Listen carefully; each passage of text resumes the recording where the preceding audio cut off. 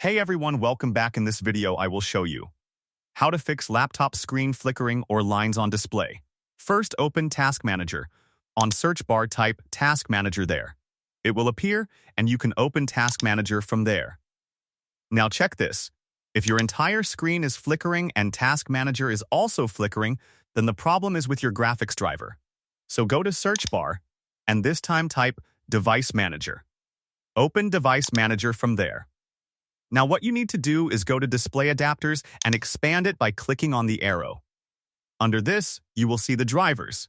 For example, in my case, it shows 2 drivers. You need to roll back both of these drivers.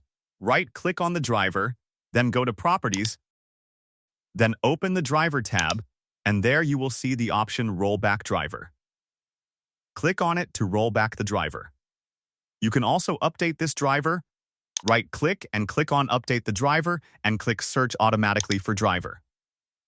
You need to do this for all the drivers shown there, whether it is Intel, AMD, or NVIDIA, and restart your laptop. And that is if you find this video helpful, please like, share, and subscribe. For more practical tips, thanks for watching.